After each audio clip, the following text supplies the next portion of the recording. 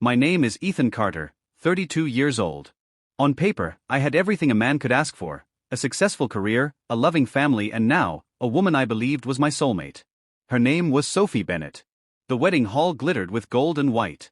The air smelled of roses and champagne. Laughter, music, flashing cameras. It was supposed to be the happiest night of my life.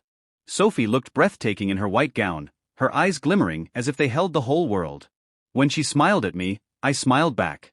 But deep inside, I already knew the truth. 3 days before the wedding, I received a message from an unknown number. It only said, "You deserve the truth." Attached was a video file. I hesitated for a moment, then pressed play. The footage showed a hotel room. Dim lights. A woman in a red dress sitting on the edge of a bed, laughing softly. Then a man's voice, familiar, low, teasing. My heart froze when the camera shifted. It was Sophie. And the man was Ryan, my cousin, the same man standing beside me as my best man. For a few seconds, I couldn't breathe. My hands trembled. The timestamp said it all: 2 nights before our engagement ceremony. I watched the video twice, then again.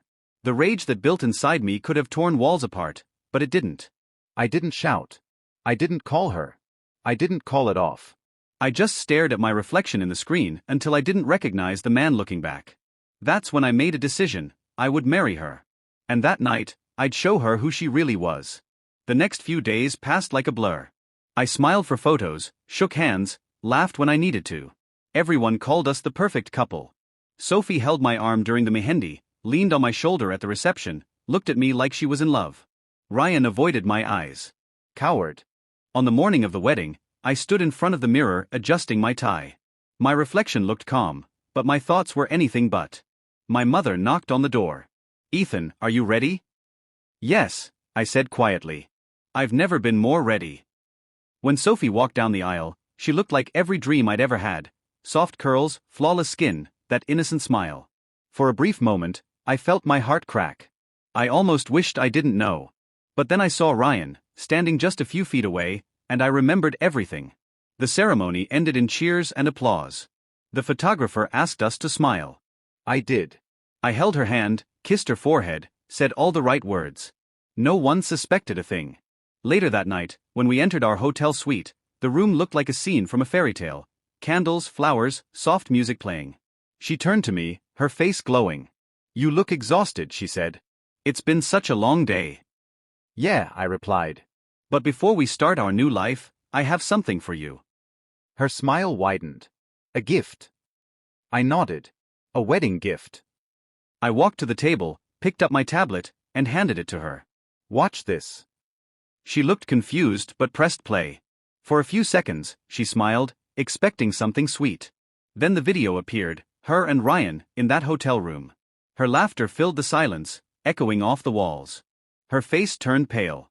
The tablet slipped slightly in her hands. "Ethan," she whispered. "This isn't what it looks like." I stepped closer. Don't insult me with lies." Tears formed in her eyes. "Please, I can explain." "You were with him 2 nights before our engagement," I said, my voice calm, steady. "And again last week. Same hotel, same lies. You didn't just cheat on me, Sophie. You betrayed every promise we made." Her lips trembled. "I ended it before the wedding. I swear I did. It was a mistake. I didn't love him. I love you, Ethan." I stared at her, my jaw tightening. "Love? You call that love? You stood beside me today, pretending everything was perfect. You let me vow to protect you, while you were protecting your secret." She started to cry harder. I was confused. I didn't know what I wanted. But I know now. "Please, I'll do anything. Just don't leave me." I reached into my pocket and pulled out an envelope. I placed it gently on the bed. "What's that?" she asked through her tears. "Your wedding gift," I said quietly. "Our divorce papers. Signed by me." Her sobs stopped. For a moment, she just stared, her hands trembling. "You can't do this," she whispered. "Not tonight." I picked up my ring, slid it off, and placed it beside the envelope. "You can keep everything else, the jewelry, the dress, the gifts. But you'll never have my respect again." "Ethan, please," she cried, falling to her knees. "We can fix this." I turned toward the door. "You can't fix something that was never real." And then I walked out. The hallway was silent. My footsteps echoed on the marble floor as I made my way outside. The night air was cold against my face, but I felt lighter than I had in weeks. I got into my car and drove, the city lights blurring past me. I didn't feel angry anymore. I didn't even feel sad. Just free. I stopped near the river and got out. The moon shimmered on the surface of the water. I pulled the wedding ring from my pocket and looked at it one last time. It was beautiful, perfect, like the illusion of our love. I whispered softly, "Here's to the truth," and threw it into the river. The water rippled, swallowed it whole, and went still again. The next morning, the news spread like wildfire. My parents were shocked. My mother cried. My father wanted to confront Sophie's family, but I told him not to. There was no point. Lies destroy themselves eventually. Ryan vanished for a few weeks. Sophie tried calling me dozens of times, but I never answered. Once, she showed up at my office, her eyes red, her makeup smudged. She waited in the lobby for hours, clutching something in her hands. I watched from the window but didn't go down. I'd already given her my answer. A month later, the divorce was finalized. I didn't attend the hearing, my lawyer handled everything. When it was done, I went home and sat alone in silence. It was strange how quiet peace could feel after so much chaos. For a long time, I didn't date anyone. I didn't want to. I poured everything into work, rebuilt myself one day at a time. But the truth is, healing doesn't come with time, it comes with acceptance. One evening, a few months later, I saw Ryan at a coffee shop. He looked different, thinner, exhausted. He stood up when he saw me. "Ethan," he said softly. "I know you don't want to talk to me, but I had to say this. I'm sorry. I messed up. I destroyed everything." I looked at him for a long time before answering. "You didn't destroy everything, Ryan. You just showed me who I should never trust again." He nodded, eyes wet. "I ended it before the wedding. I thought maybe you'd never find out." I gave a hollow laugh. The truth always finds its way out. I left before he could say another word. That night, I sat on my balcony, looking at the city lights. For the first time, I felt at peace. Not happy. Not sad. Just at peace. People think revenge means anger, shouting, or destruction. But real revenge is silence.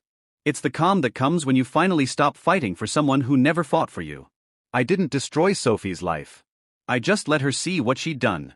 That moment of realization, that was her punishment. A year later, I heard she had moved abroad. Someone said she got engaged again. Maybe she changed. Maybe she didn't. I didn't care. I rebuilt my business, started traveling, and learned to be content on my own. The past no longer haunted me. But sometimes when the night is quiet and the city sleeps, I still think of that wedding day, the lights, the music, the smiles. How everything looked perfect until the truth walked in. And then I remind myself, beauty built on lies always collapses. Everyone knows me as the man who divorced his wife on the first night. Some call it cruel. Others call it justice. But I call it peace. Because that night wasn't the end of my story, it was the beginning of knowing my own worth. And that's how my marriage ended on the night it began. Not with anger, not with revenge, but with truth. You just heard a story of betrayal, survival, and quiet revenge. If it left you thinking, hit like, share it forward, and subscribe for more true emotional stories that'll stay with you long after they end. Every click helps another story find its voice.